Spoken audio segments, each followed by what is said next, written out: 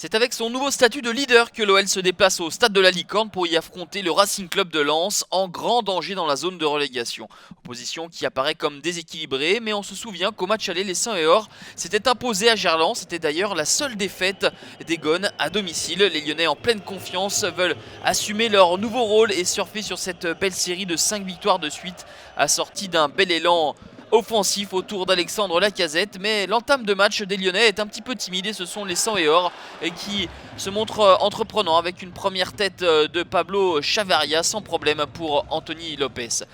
Passé cette légère période de flottement, les Lyonnais vont rentrer en action. 22e minute, le ballon de Christophe Jallet pour Nabil Fekir, le centre pied droit immédiatement est repris contre son camp par Jean-Philippe Djebama qui trompe Rudy Rioux. Ça fait 1-0 pour l'OL. Djebama, malheureux, lui déjà auteur d'un geste qui avait coûté un but lors du match de la semaine dernière et la défaite 2-0 face à Guingamp. Ghezal s'efface, Djebama est surpris et surprend Rioux. Ça fait 1-0 pour l'OL. Les Lensois ne sont pas vernis car ils ne sont pas outrageusement dominés par le leader du championnat et même se procurent cette belle occasion. La frappe sans complexe d'El Jadé Yaoui et Anthony Lopes claque de la main droite. Si l'OL est au sommet, il le doit également grâce à son gardien Anthony Lopes. La main de Lopes d'un côté, celle de l'autre, mais malheureusement c'est celle de Silla, un défenseur. Ce sera donc un penalty pour l'Olympique lyonnais. Évidemment, c'est Alexandre Lacazette qui se présente devant Rioux. Le contre-pied parfait, 20e but de la saison pour Alexandre Lacazette.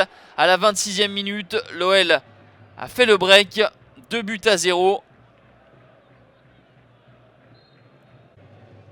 Sur un terrain délicat, les défenseurs sont à la faute par séquence. Ici c'est Jallet qui avait voulu mettre un ballon en retrait sur Anthony Lopes, mais le portier portugais intervient dans les pieds de Pablo Chavarria. 2-0 pour Lyon à la pause, efficace et réaliste face à des Lensois volontaires mais maladroits et surtout coupables d'erreurs défensives qui ne pardonnent pas face à un tel adversaire. C'est donc la différence finalement entre une équipe au sommet et une autre qui lutte pour le maintien. Pour autant, les hommes d'Antoine Comboiré ne vont pas abdiquer. La frappe pied gauche de Pablo Chavarria aurait peut-être changé le cours de cette rencontre si Anthony Lopes ne s'était pas interposé. A noter un changement dans la défense centrale lyonnaise en cette fin d'après-midi. C'est Linceros qui est associé à Samuel Umtiti, pas de Milan Bisevac. Et Anthony Lopes toujours aussi vigilant. Lens pousse de nouveau. Un but pourrait peut-être relancer la partie.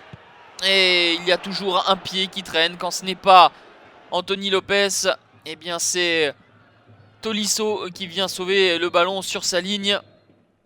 On en restera là sans afficher une maîtrise débordante. L'OL s'est montré solide pour assurer un 6e succès de rang et conforter sa place sur le trône de la Ligue 1. Lens, sans démériter, n'a pas connu une réussite suffisante pour bousculer davantage les Lyonnais et reste dans la zone de relégation.